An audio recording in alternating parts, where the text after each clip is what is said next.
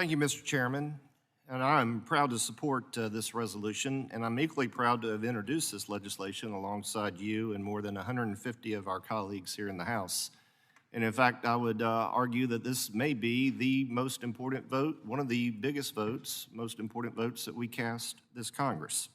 The unfortunate reality is this resolution is necessary because of the Biden administration's misguided decision to publish a new definition of the waters of the United States, or WOTUS as we call it, under the Clean Water Act that places unnecessary burdens on property owners, communities, farmers, businesses, builders, municipalities, and industries who rely on clean water and, just as importantly, clarity of the law. Therefore, it's incredibly important that Congress ensures this misguided, ambiguous, and overreaching WOTUS definition has no force. Without question, we should be proud that the Clean Water Act has functioned to improve the quality of our nation's rivers, lakes, and streams for more than 50 years. However, important legislation like the Clean Water Act, while certainly beneficial in its purpose, can lead to bureaucratic overreach and regulatory headaches that often don't make sense to the regulated communities. We certainly heard this problem from stakeholders at our hearing a couple weeks back. Regulations of any type, and I firmly believe this, should be simple and easy to follow.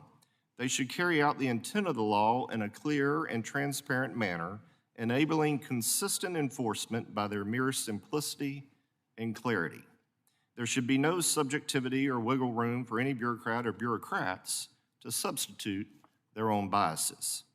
And that's not the case here, unfortunately. I've said it before and will continue to say it. There's no greater example of bureaucratic overreach under the Clean Water Act than with the regulatory ordeal of understanding and complying with the definition of a WOTUS. For example, in areas like my home state of North Carolina, my district, frequent storms cause water to linger in areas that shouldn't be classified as wetlands. The inconsistency of the law's interpretation and fluctuating weather promises indefinite headaches and legal wrangling for North Carolinians and Americans all across the country.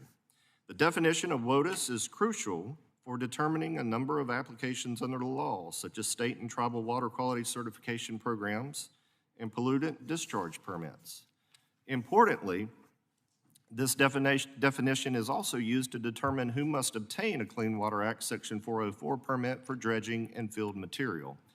The 404 process is notorious for being costly and time-consuming, and at times used as a roadblock to stop projects that some just simply don't like, regardless of the merits.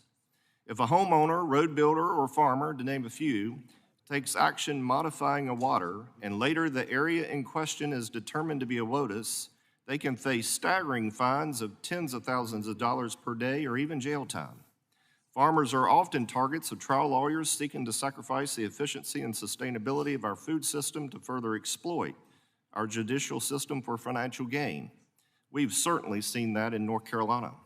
Broad legal and ambiguous definitions, such as the term significant nexus, empowers them to seek these kinds of suits. At our hearing the other week, we heard how years of regulatory headaches and fees can halt progress on affordable housing projects and on important infrastructure development at a time of incredible promise for these industries. It hasn't always been like this, and it doesn't have to be this way. I was heartened back in 2020 when the Trump administration released the Navigable Waters Protection Rule, which finally brought clarity and predictability to the nagging question of what a WOTUS should be, and it balanced state jurisdiction with federal responsibilities.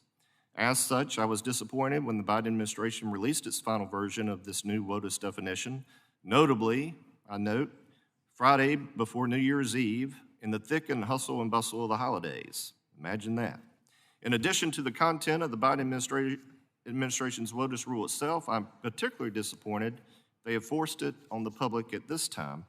In October of this past year, the Supreme Court heard a case on the definition of WOTUS, which has the possibility of clarifying what WOTUS is, and therefore could render much of this WOTUS rule inapplicable.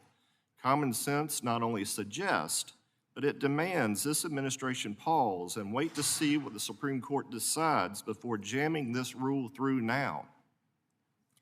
We should not have to take this step of passing this CRA, as the Biden administration did not have to take this action. However, this is a situation we find ourselves in, and the reason why Congress should pass this resolution immediately.